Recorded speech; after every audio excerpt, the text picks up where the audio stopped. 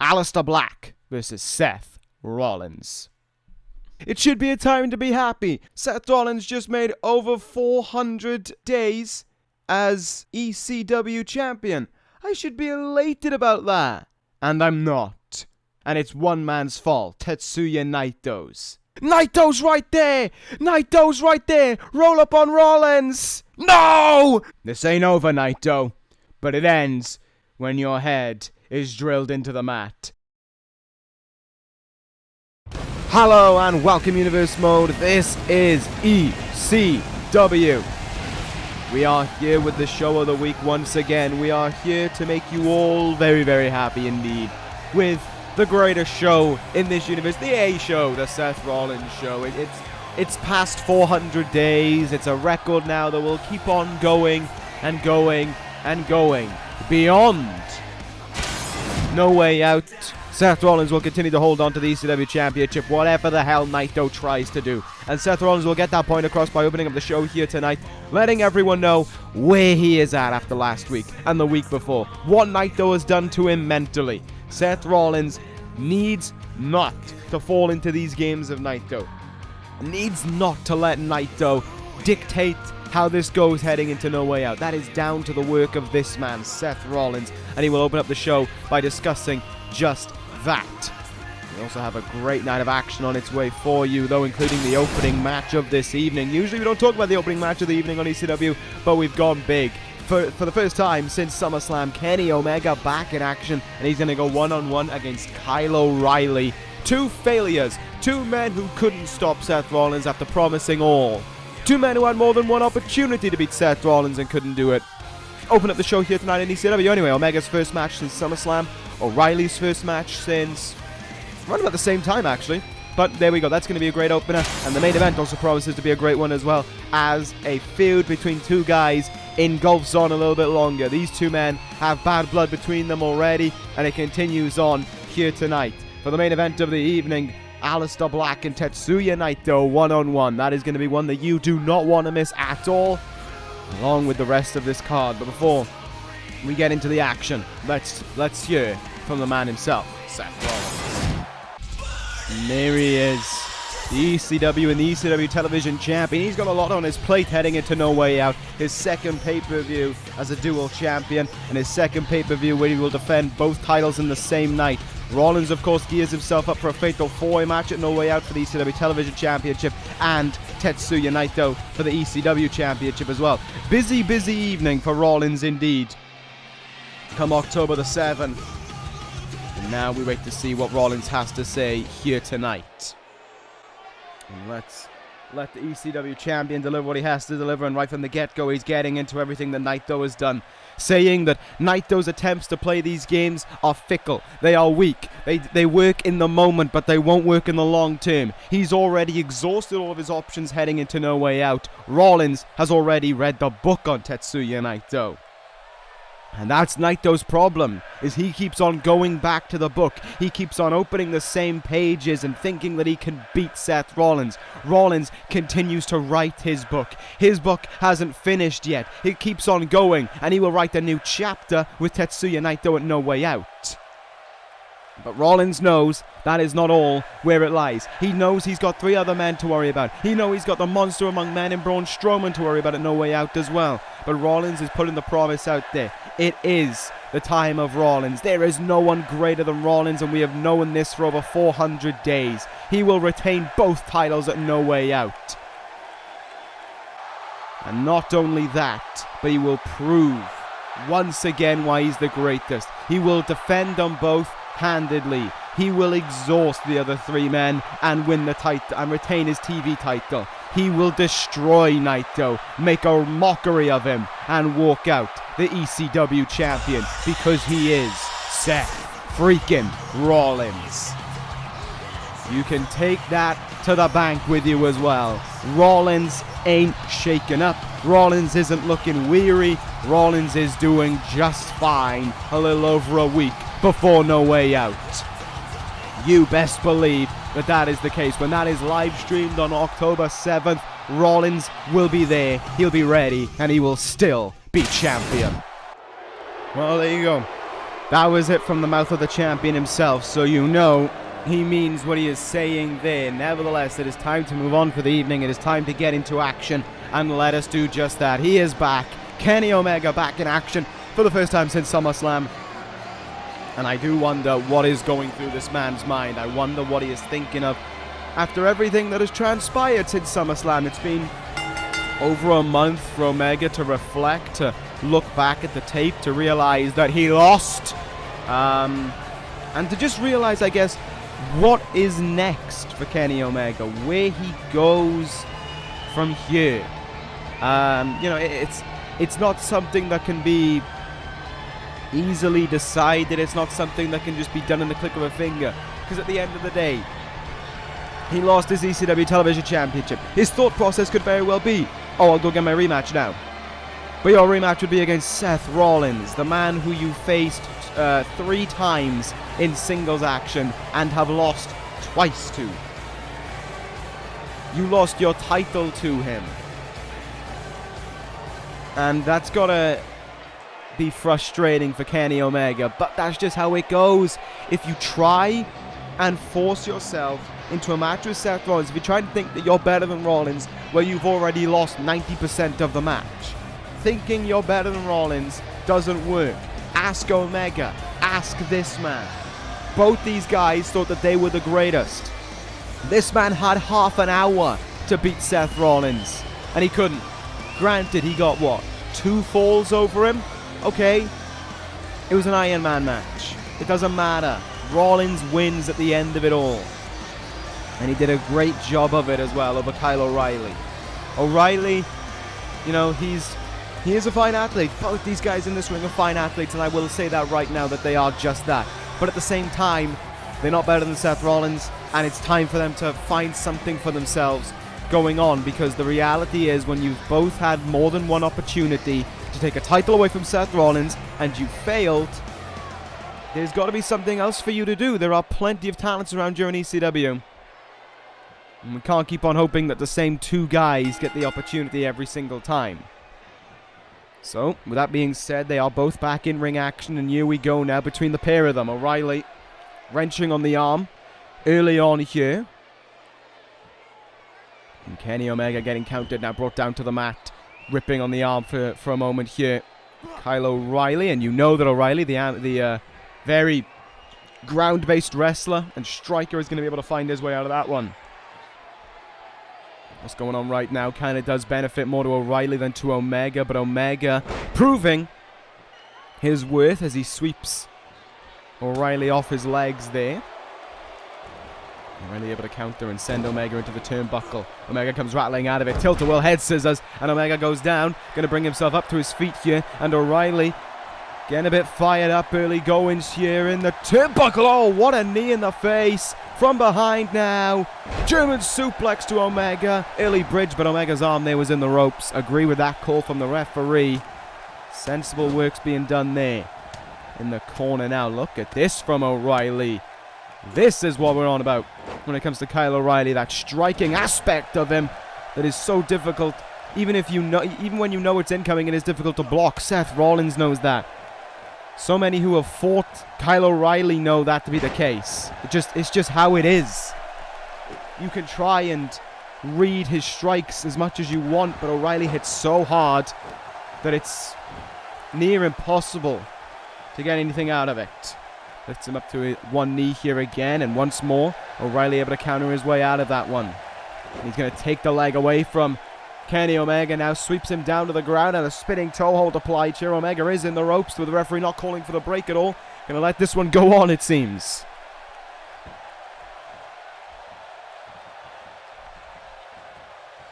Omega once again slowly getting up in that turnbuckle. Kyle O'Reilly's had his number in the early stages of this match, has to be said. Flips over, sunset flip, early cover. Ref, do you want to start counting? There we go. Very late count there by the referee. Could have denied O'Reilly a very surprising victory in the terms of how soon it would have been in this matchup, but nevertheless, Omega kicks out at one. Double elbows his way out of that one. From behind now, reverse hurricanrana. And all of O'Reilly's weight comes down on his neck. Drop kick now in the top of the back there, by the shoulder blades as well, and Omega trying to stay calm right now. The two-time King of the Ring winner trying to stay in good spirits. O'Reilly musters up a counter there. Nicely done. And O'Reilly's got Omega in here. O'Reilly sitting in Armageddon. Armageddon applied on Kenny Omega. Directly in the middle of the ring. Omega can kick, can squeal all he wants, but he's got to try and force his way out of this one. Can he manage that, or will he be forced to tap out here? And no, he will slip his way out of that hold. And he'll get a stomp in on the former WWE champion as well. Kick out at one there, and forcing his way up to his feet is O'Reilly, only to get knocked right back down by Omega. This is where Omega needs to try and turn things around in this matchup, and it seems if he is now going toe-to-toe with O'Reilly in terms of strikes. What a leg drop there. And quite aggressive for a moment was Kenny Omega there in with the stomps.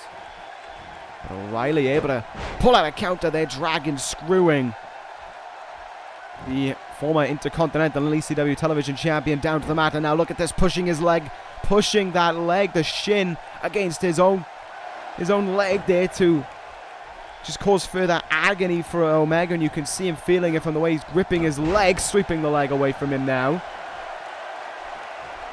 Omega going out to the apron, but is this so wise of a decision? Because O'Reilly is still standing there, still waiting to strike. And here he goes now, suplexing him right back into the ring.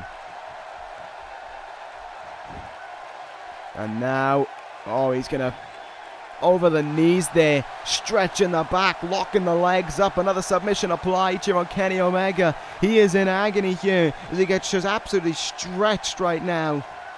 Back going to be in agony, but he's able to flip out of it there. Both men up to their feet. Stomping the gut there from Kenny Omega. And here we go now. Cross-legged brain buster to Kyle O'Reilly. And there may only be one move left in the arsenal for victory here for Kenny Omega. He picks O'Reilly up, he turns him round, and he puts him up on the shoulders, and he will look to end it here. One winged angel. 1, 2, and 3. Kenny Omega back with a victory, but not a definitive one. Not a perfect victory for Omega by any means. There was a number of mistakes made in that match by Omega, truth be told. Should have done far better in that one, but at the end of it all, he does walk out with the victory, so all's fair for him in that regard. Kenny Omega getting the win that he wanted. And O'Reilly, though, he did look good. Can't discredit him for that one. He did look good. Let's move on, though. Already to our next contest. I'm sure we'll be seeing more of these guys heading into the next series of Universe, but that is then. This is now. Moving on to our next contest. Coming up next, Cedric Alexander and Zack Sabre Jr.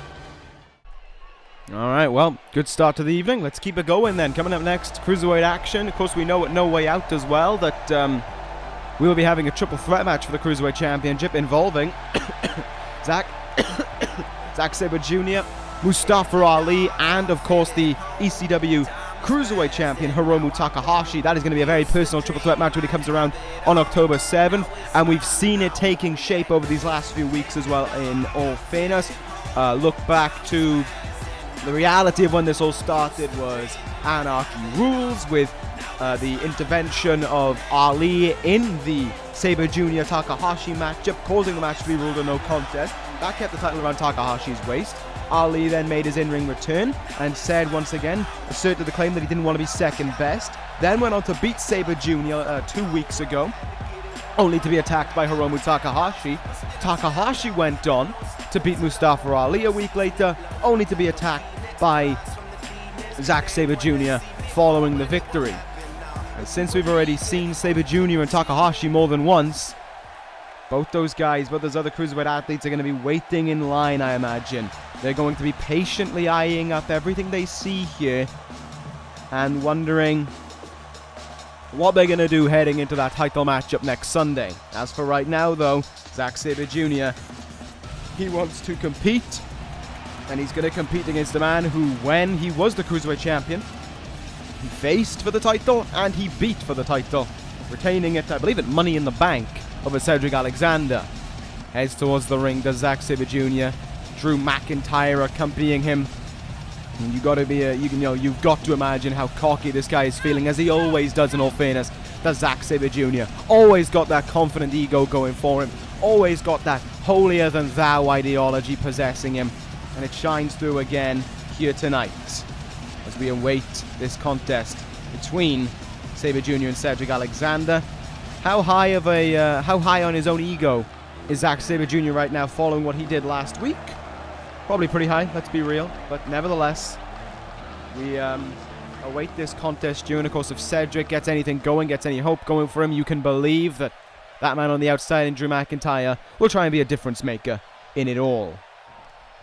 Bell rings and we are underway here between these two, and Zack Sabre Jr. wanting absolutely nothing to do with Cedric Alexander off the get-go here, trying to come out with strikes right from the very spot there, and corkscrew kick of all things from Cedric Alexander this early on, as if to say, alright, if you want to fight, then we'll fight. See how well this goes for him. DDT into the mat now for Zack Sabre Jr. to endure. Yep, we're going to climb into the second rope now. Cedric Alexander is telling Sabre Jr. to get up to his feet. High octane start here from both men. Forearm there by Cedric. Getting him up to one knee. And denied there by Zack Sabre Jr., who can finally get some offense going from now in the corner. Running big boot, and he struck hard with it as well. Gotta imagine that's some Drew McIntyre teaching, and already Sabre Jr. looking to inflict pain. The knee into the chest, running, kick right after it. But Cedric Alexander does not want to stay down. He wants to keep on fighting here, but now he might be letting Zack Sabre Jr. let his technical expertise do what he wants. He's going after the arm here, more than once as well on Cedric. And I know for a cruiserweight like Cedric Alexander, you want to take away the legs from him, but let's be real, take away the arms. Cedric can't use some of that strength, and when he applies a submission hold, Alexander's going to be screaming out in agony. But Cedric Alexander going to look to try for that forearm once again, and he will nail it.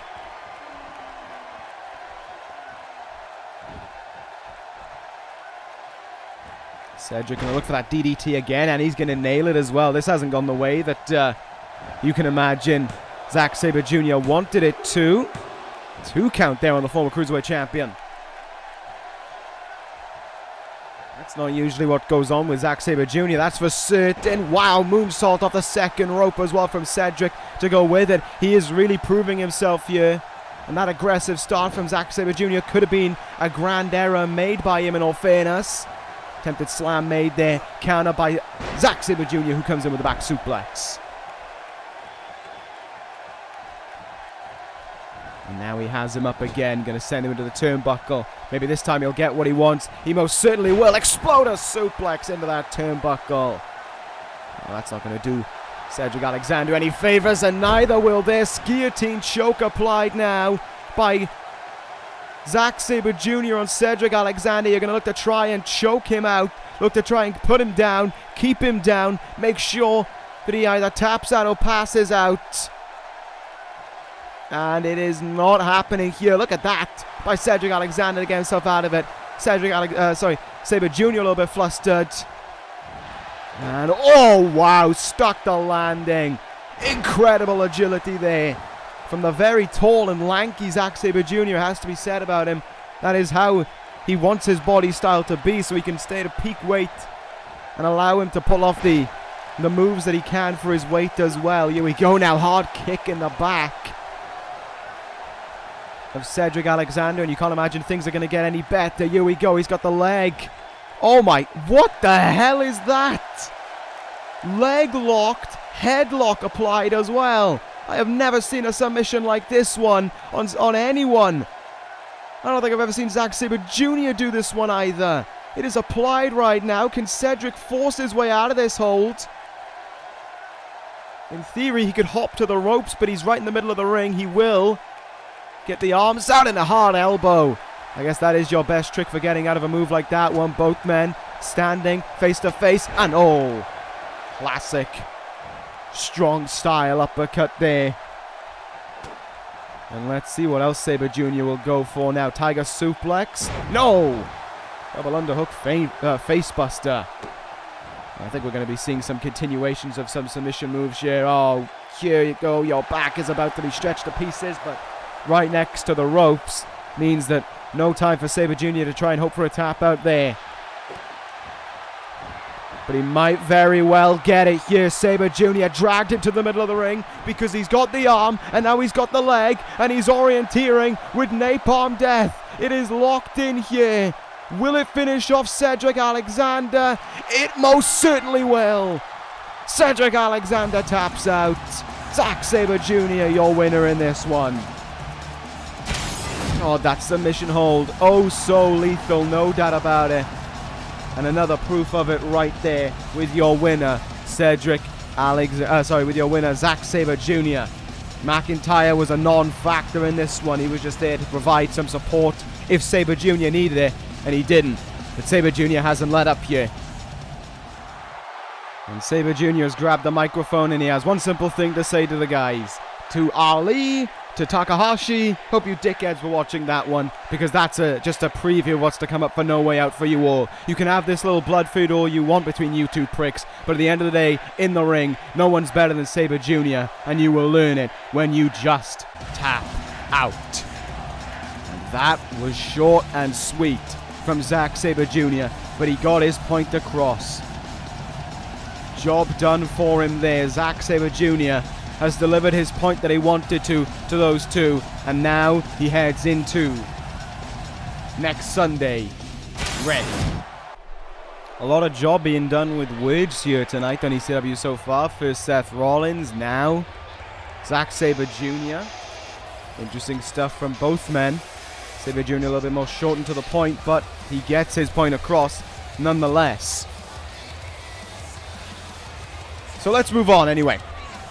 For this action here this evening, it is Sami Callihan against Samoa Joe, one-on-one here. Joe, of course, is gearing himself up for that title matchup along with Braun Strowman and Aleister Black for the ECW Television Championship next Sunday at No Way Out. What is fact and what is for certain is that Samoa Joe has been racking up the wins these past few weeks, and I think something interesting about Joe heading into it is that a lot of attention hasn't really gone his way. Like, think about it, we've been thinking a lot about Braun Strowman and Aleister Black, is certainly due to what happened last week with Black and Braun Strowman because he's Braun Strowman, but Joe has just kind of kept himself silent. He's just been there, picking up his wins, doing his job, and reminding everyone at the end of the day that he is still here for a reason, and he is still going to be competing for that title next Sunday for a reason. And that reason is because he's tough, and because he can win. And he has won an awful lot as of late. When was the last time he lost? It was before Anarchy Rules was his last defeat. That is a long time to be going without a defeat.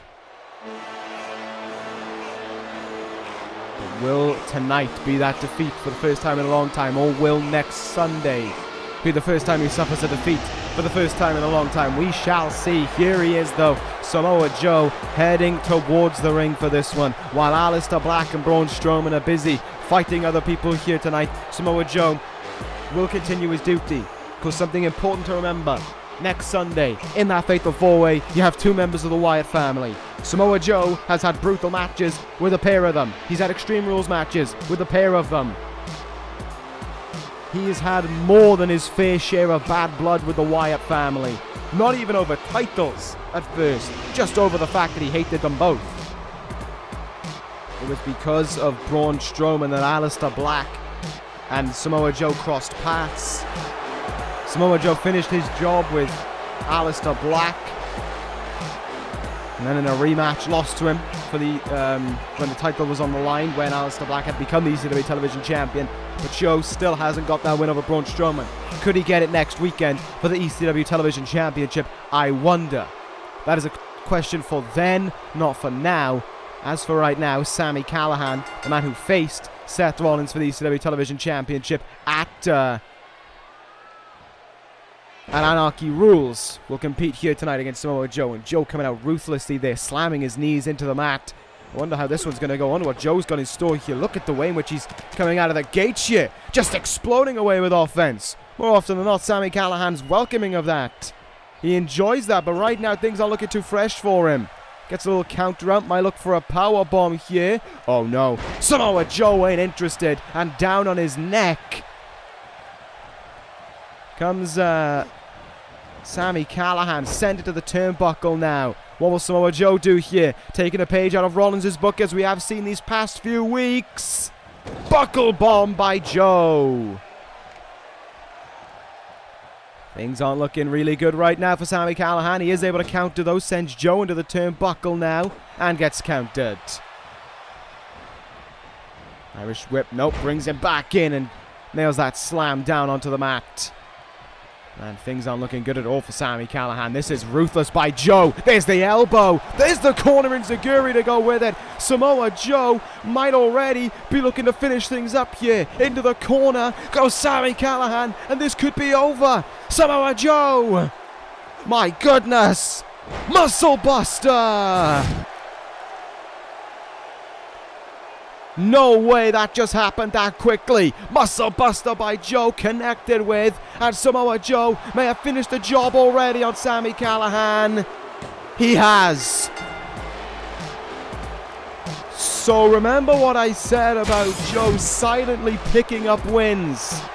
The silence has been broken because now Braun Strowman, Aleister Black, and Seth Rollins should pay attention to what just happened there. Sami Callihan, a man known for being incredibly tough, incredibly resilient, and just being an insane guy to try and fight, just got destroyed by Joe.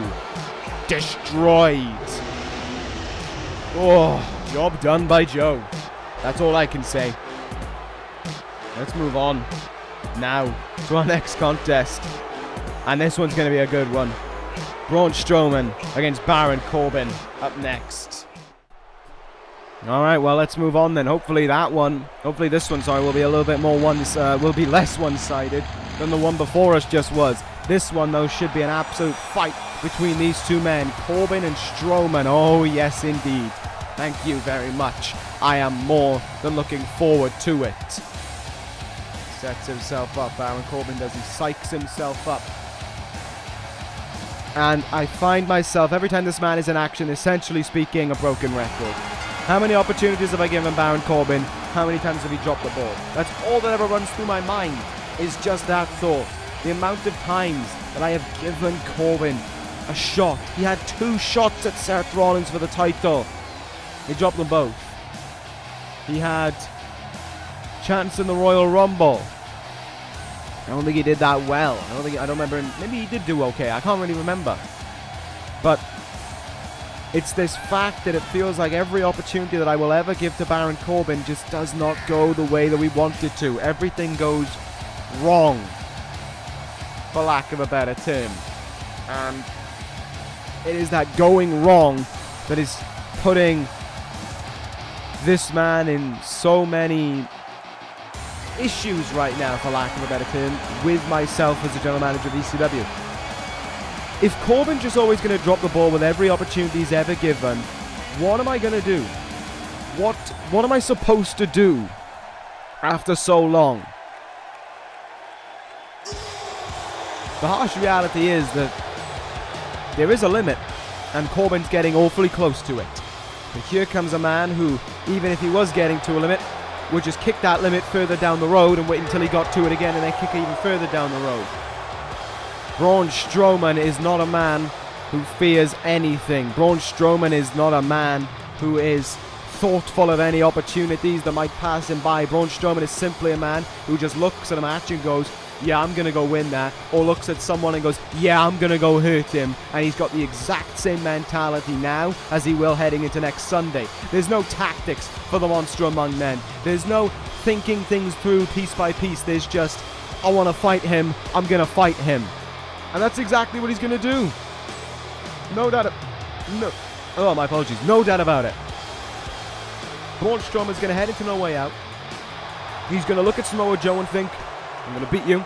He's going to look at Aleister Black and think, I'm going to beat you. Even as a member of his own family, he's going to think that. And he's going to look at Seth Rollins and going to go, yeah, I'm going to beat you. But now here tonight, he has to try and beat Baron Corbin. And look at this now as these two incredibly tall men start brawling in the ring. They are around the same height as one another as well. And they are getting things going. Counter there, though. It's Strowman with one hell of a lariat. Brings Corbin down. Oh, my goodness. He tried a neck breaker. Or a neck crank. Here we go now between these two nonetheless. And look at the strength of Strowman. Deadlifting him up for that double-handed choke slam. Corbin having to roll out of the way. Both these guys showing their own bits of agility as they start squaring up with one another in the early stages of this match. Strowman, though, spine-bustering him down to the mat. Getting out of the way, though, is Corbin. No, he's not. Front face lock, elbow in the back there. Might be looking for the power slam early on. Corbin able to counter him. Corbin now grabs the throat and sweeps the leg, bringing him down. Corbin got to do his very best to just hope for something to happen here. To hope that he can get a big win in this current moment. Because if he beats Strowman here tonight, that's a huge win, even without the title implications that Strowman has going for him, heading into No Way Out. If he does all that, and Strowman is the #1 contender, and Strowman goes on to win the ECW Television Championship at No Way Out, we may be looking at the immediate #1 contender for the title, Corbin. Blow to the back there of Strowman, and it's interesting to see the monster among men on the back end of it. All up and over the top rope, though, goes Corbin. And the runner-up to the 2018 Royal Rumble is going after him now on the outside as the fight continues on between the two now. Outside of the ring, there is a count, but let's be honest, neither man's really interested in adhering to it. Corbin trying to slam Strowman to no avail. Clubbing blow in the back. And, oh my goodness, almost went through the announce table. Strowman evades Corbin there. Corbin evades Strowman and rolls back in the ring. Running DDT. Look at this now, the aggression from Baron Corbin shining through. Over and over again there with stomps into the chest, looking to slam Strowman. Wow, I keep on getting these guys confused. Counter though, neck breaker connected. And to dig the knuckles into the side of the head, and Corbin able to find his counter, but again he can't slam Strowman. Strowman evading it, back suplex maybe, and he will get it as well. But a quick counter there. No, maybe not the cleanest of counters, but a counter nonetheless. And look at that from Corbin now. What strength. My goodness. Baron Corbin pulling that out of the bag. And here we go now to Braun Strowman. Showing his worth. Showing his fight. Strowman set over the ring by Baron Corbin. And the Lone Wolf starting to feel pretty confident right now as he begins to... as he continues unloading on the monster among men. Deep six to Strowman, finally slamming the man down. Cover made by Corbin. Will this do it? No.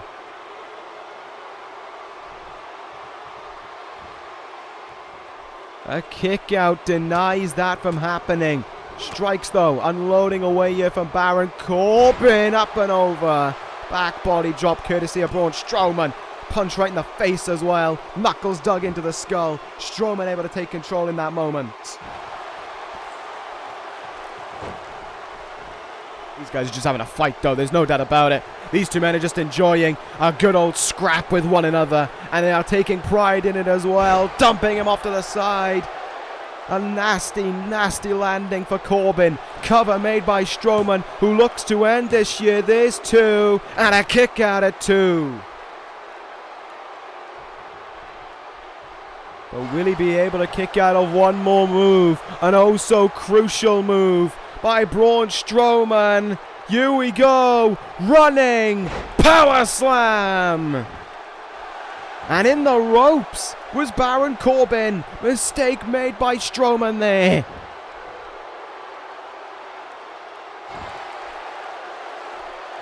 And with how quickly Samoa Joe just took care of Sami Callihan, you have to wonder Is this bad for Strowman that it's taking him this long to deal with Corbin? Oh my goodness, Strowman from the second rope decides against it at the last moment. Corbin counters Strowman, brings him in. Oh my goodness, end of days. Cover on Strowman. 1, and Strowman kicks out at 1. My God. Strowman just wasn't interested in that. And the fight continues on now between these two. In the turnbuckle, Corbin with another huge clothesline. This is just an old-fashioned hoss fight between two of the very same breed. Strowman lifts Corbin up on his shoulders and he's going to hang him out to dry on the ropes. Cover made now. There's one and a kick out at 1. Corbin trying to raise Strowman 1 up there for the kick out at 1 out of the end of days. Chinlock stitched in now by Strowman, but look at the speed at which Corbin got himself out of it. Give him credit there. He knows this could be one of his last chances, and he's not letting up on it right now. Strowman in with a drop kick, though. What else are we going to see? Oh, he's going to go for that. He's going to go for that. Up on the shoulders and dumping him down. You can call it whatever you want. He just dumps the man down, though, like he's nothing, and Corbin isn't looking too fresh all of a sudden.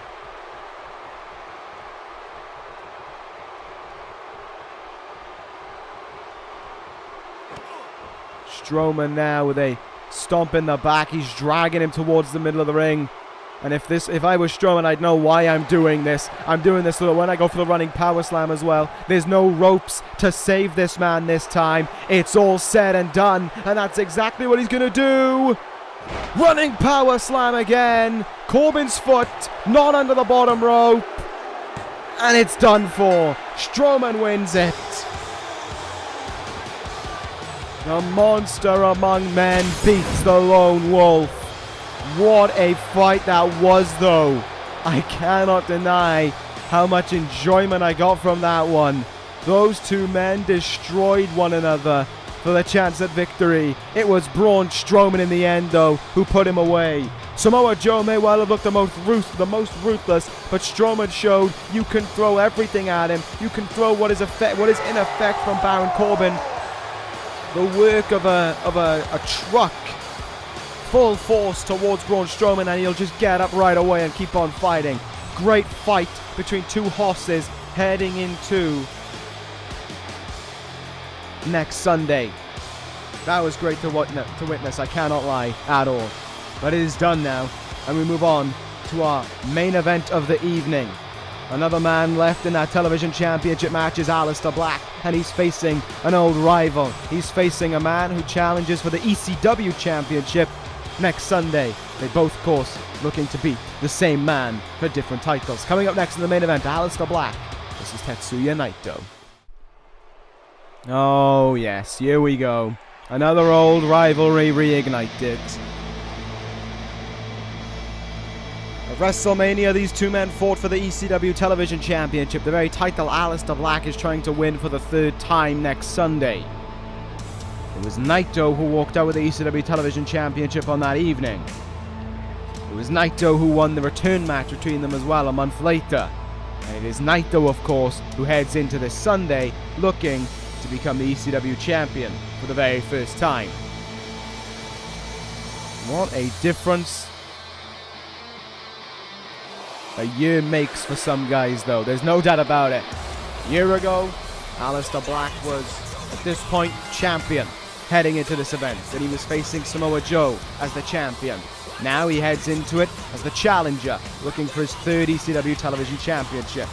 A year ago, Tetsuya Naito had been beaten around this time in a triple threat match with this guy as the champion heading into it and coming out of it.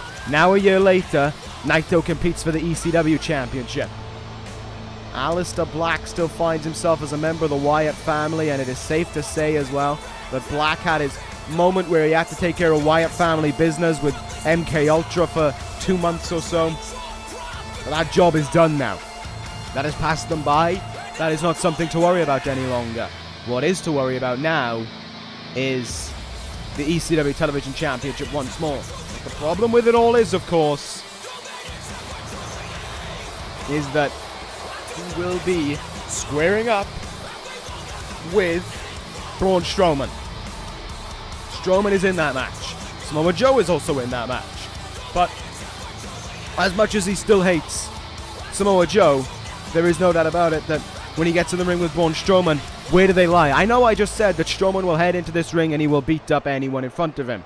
But will Aleister Black do the same, or will Bray Wyatt tell them to do something different is the big question. There's only one way we're going to find out, and that is to wait until that event next Sunday, live streamed October 7th. And yeah, we'll see what's going to happen regarding it as well. But here we go now. Let's get things underway with the main event of the evening. Here he comes. For the last 2 weeks in a row, he's had the number of the ECW champion. But as Rollins said earlier on in the evening, Naito is running out of tricks in his book. He keeps on going back to the same pages of the same book and doing the same things. Well, after a while, the book stops working. People start to read the same book and they learn the same things, and they then learn how to stop those things from working. And that is when Naito could find himself heading into No Way Out. I made a mistake earlier on in the evening in saying that I couldn't remember when O'Reilly's last match was before tonight. It was actually at Anarchy Rules, if all things are remembered correctly, against this man for the right to be the number one contender to the ECW Championship. Naito beat O'Reilly, and next Sunday he looks to beat Rollins. I almost said Naito beat Rollins. That is absolutely what I have no intentions of wanting to say come next Sunday. But here tonight he goes 1-on-1 against his old foe. It is Aleister Black against El Ingobernable. These two men despise one another.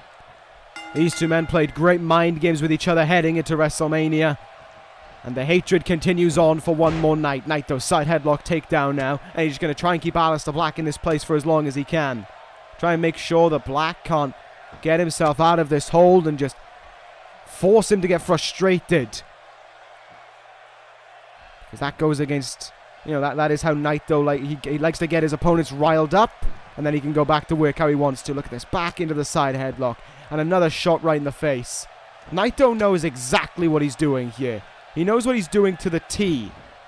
But, oh, there's a counter by Black now. He gets a side headlock of his own. Black now transitioning quickly. Has the arm of Naito. And sweeps him down as well. That wouldn't have gone Naito's way at all. Aleister Black, of course, won against Seth Rollins last week through a roll-up because of that man there. Naito with a distraction, causing Aleister Black to get a cheap victory over the ECW champion. It's not going to work next Sunday when the title is on the line for him, that's for certain. Snap German suplex in the ropes, though. But Naito feeling pretty good, jogging on the spot right there. And now here goes Naito. No, he doesn't. Leg swept away.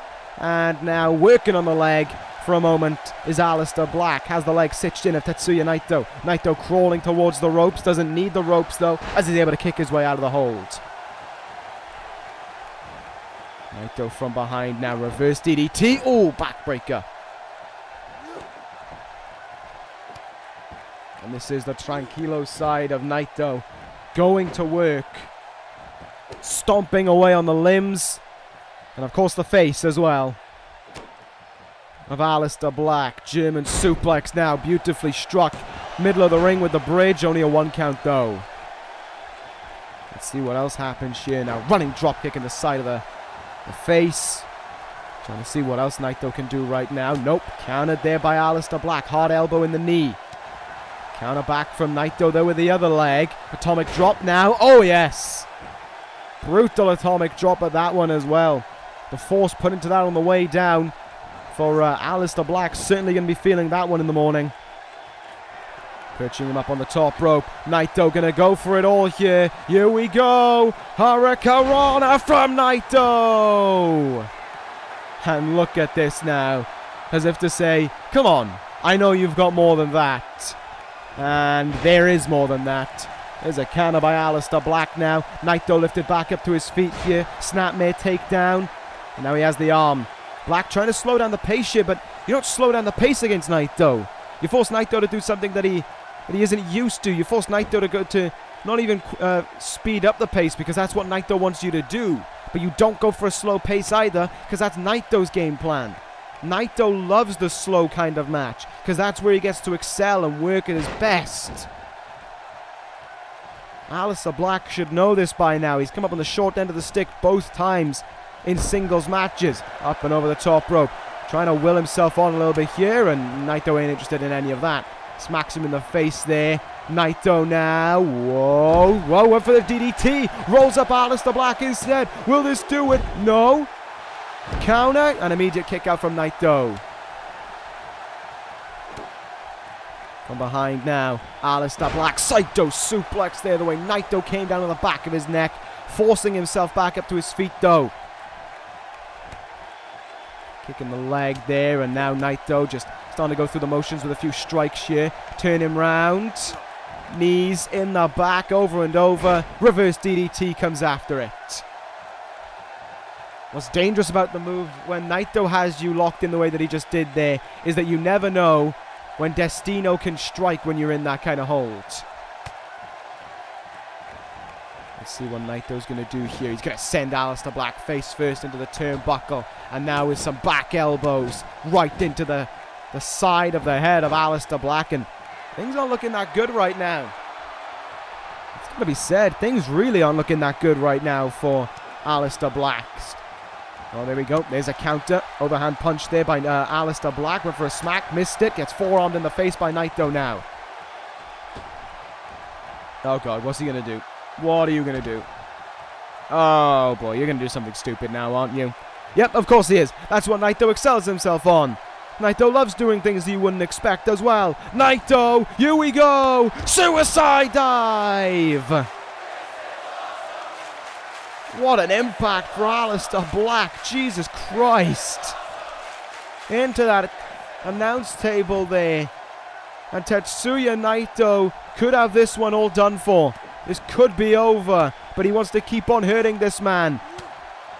Is he making Seth Rollins' job easier for the Fatal 4-Way? Well, not really, because Aleister Black fights back. DDT and Naito goes down. Here we go now. This is what I was on about. This is the part of him that needed to wake up. Dragon Slayer going to be applied. Look at the way he locks it in. Naito immediately going to try and force a way out of this hold here. And he will do that. Snapmaring his way out. Both men back up to a standing base. Oh, Saito suplex. No. Counter by Naito. Face first into the mat. You go. And into the turnbuckle you go as well. What is Naito going to do here? Turning him round. Naito going to go for a satellite DDT to Aleister Black. Beautifully struck, and now he might be just one move away from the end of this. Though Aleister Black going to try and stop him. Brainbuster from Black. There is a deep cut in the face of the two-time ECW television champion right now. No. Oh, no. He's going to look to strike. Aleister Black in. Black Mass. Could this be it? Could this be enough to beat Tetsuya Naito with 1, 2, and a kick out of 2 from Naito? Oh, you knew with the hatred these two men share for one another, it just wasn't going to be enough. Aleister Black, still hopeful for victory, misses the tope back in the ring though. Misses with a tope back in. And now here we go. Naito starting to unload with the strikes here, taking the leg away from Aleister Black. He's not going to do it again. He's not going to do it again. Oh no, Naito. Not again. Naito trying to act as if there's new tricks up his book for Seth Rollins to pay attention to. Here we go again. Another suicide dive.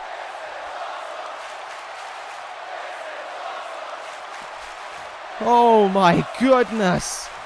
Naito using absolutely everything he can get his hands on to try and win this one.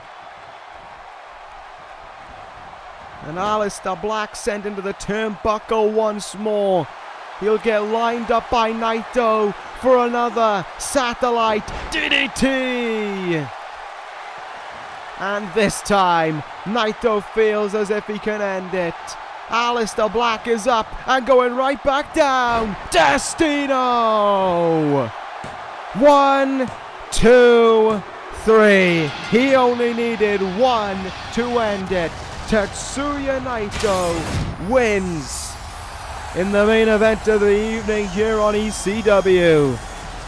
What a contest. Oh, you genius. You genius. Now there's no chance for you. Now this is what happens. Now it's Rollins' turn to go on the offensive, and he will do just that for you, Tetsuya Naito. Powerbomb cutter by Rollins. One more piece of the puzzle. You wanted to play the mind games these last 2 weeks? Seth Rollins will play the physical game this week, and he will do it better than you can ever hope for, Naito. Rollins in. Here we go. Curb stomp to Naito. Is that Tranquillo enough for you? Rollins stands tall at the end of this episode of ECW, just how he will at No Way Out. Learn your place, Naito. Your book has run thin. Rollins will reign supreme again.